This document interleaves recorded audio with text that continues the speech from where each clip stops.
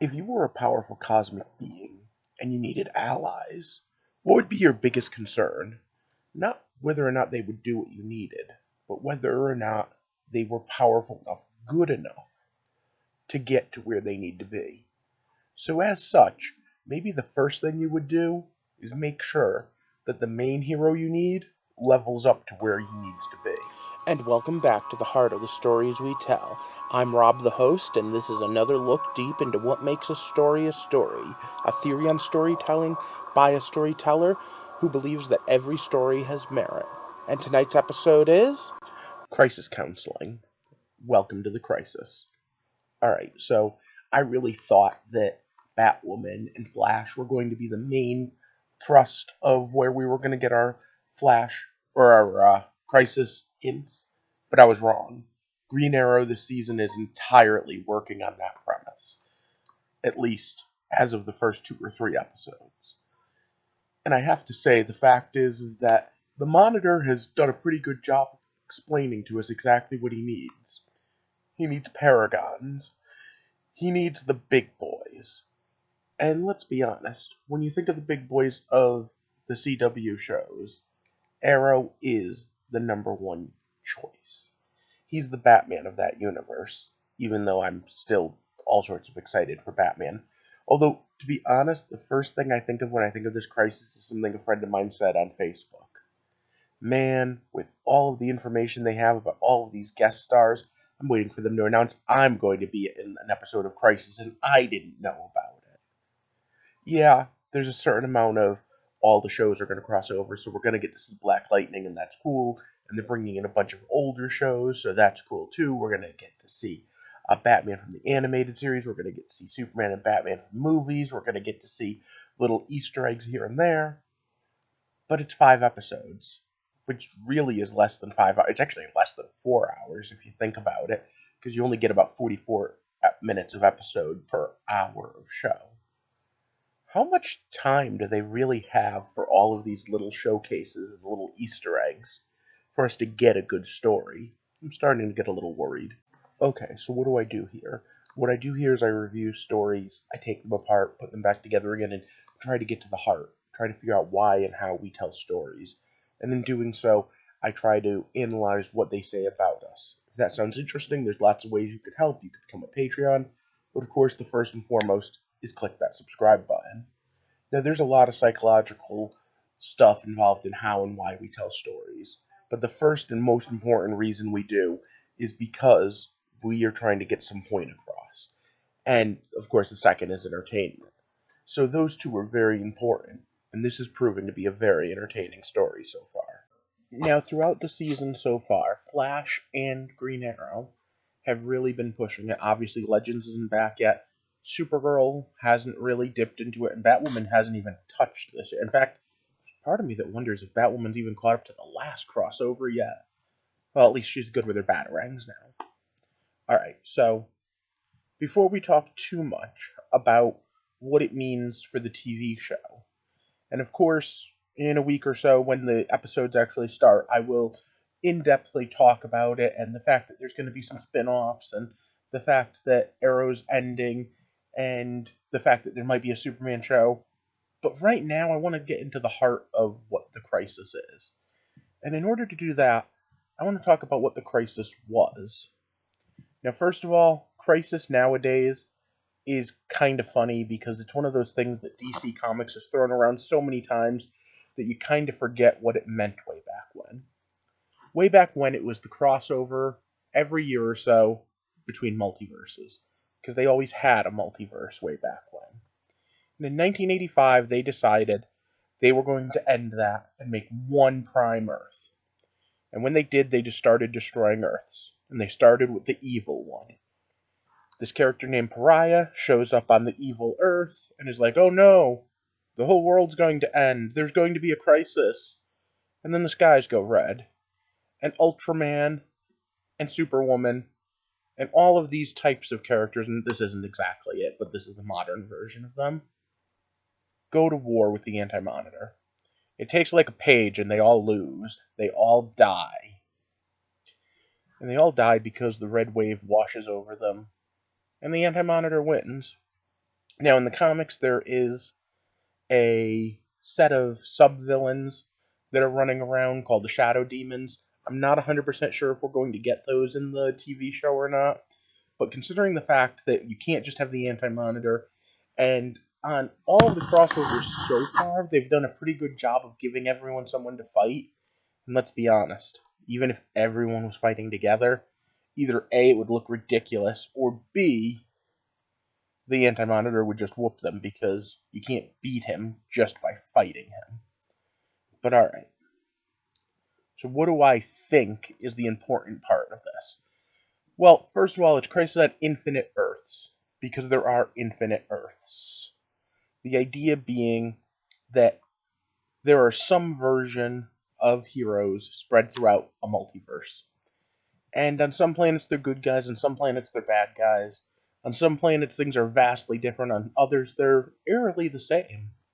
But at the end of the day, as each of these crossovers happened, it muddied the waters. And what happened is people couldn't tell, hey, is this story taking place on Earth 1? Is this story taking place on Earth 22? Is this taking place on Earth X? So way back when, 1985, they launched a 12-part series, Crisis on Infinite Earths. And like I said, it starts with the destruction of Earth 2. No, Earth 3? Earth 3. The bad guy Earth, whichever one the bad guy one was. I'll look it up later and feel like an idiot. And what happened is, as each one was destroyed, the Monitor pulled more and more heroes from different worlds into his satellite, and with it, he began an offensive. That offensive would have failed. The most memorable moment of any part of the crisis. People are going to say the death of Supergirl. People are going to say the death of Flash. No, it's the hand of God, Spectre himself, stopping the Anti-Monitor long enough for the heroes to have the chance to reset reality. Issue 11 of 12. Boom. Everything's destroyed, and everything starts again. Now, some people called it Clutter Earth. I always preferred Earth Prime. But at the end of the day, the idea was putting all the stories on one world. And in that one world, all of the history happened. Now, do I think that's going to happen here? I don't know. Black Lightning has a lot of thematic things that I think would be weird if it was also in the world of Arrow. Arrow has the flash forward stuff that I'm not sure how that would interact with the Wave Rider constantly changing history. And on top of that, Supergirl really works only because she's one of the only heroes on her planet. Yeah, I know there's the Martian Manhunter, there's a handful of others, but for the most part, the DEO is alone. So I'm curious, will that mean that the end of this, come January, is one clutter Earth with all of them on it? My guess is no, but my guess is at some point during this, there will be. There will be an issue 11 surprise, boom, Clutter Earth, with people, probably in Arrow, having to figure out who is and who is not in reality. Now, there have been other crises. There have been a crisis in time, there's been a final crisis, you name it. Flashpoint was a type of crisis. But the original one, like I said, had two main deaths, Supergirl and Flash. Now, if you'll remember last year, during the big crossover, they made a big point of the fact that they were going to die, but Ollie switched places with them. And this guy, the Monitor, which I'm curious to see if he is a solitary Monitor or if there will be a whole race of Monitors to be announced. But as he's collecting them, as he's building towards something, in the story he had to build these tuning forks to try to block out the Anti-Monitor, and to be honest, that plan failed miserably. So I'm curious if that's what he's collecting the stuff from Ollie for. But remember, he was already pretty all-powerful with that book the first time he showed up. Now keep in mind, the Anti-Monitor is more powerful than him. And he is literally just out to destroy everything. So in the Crisis comic book, there was a Golden Age Superman, and I'm thinking that this one is our stand-in for it. The Kingdom Come Superman, they're calling him. But I'm still thinking of him as the Christopher Reeve Superman, the one who started it all, the one who made us believe a man could fly. I hope and pray that they give him the same send-off that they did the Golden Age Superman, getting to retire and live in paradise, even if that did eventually get screwed over. And yes, we have multiple Supermen. How many exactly, I'm not sure. We have 3 confirmed. Tyler Hochkin, Smallville, and Brandon Routh, who again, I still think of as the Christopher Reeves. But we might see others. And I'm curious if that means we're going to see other Supergirls as well, or other members of the Super family. There's one other character that I'm thinking is coming from Kingdom Come, though, and that is the person that I am most excited for, but I'll cover him later. Right now, I want to talk about what it would mean if this were a clutter Earth. If this really did end with everything all together. Would there be a Justice League? Again, I have to say no. They don't have the budget, they don't have the capability to cross over regularly enough for there to be a Justice League. Could there be? Yeah. But what are you going to do? Say Green Arrow's leading the Justice League but doesn't have his own show, and Superman's on the Justice League but Supergirl's not because she's on her own show?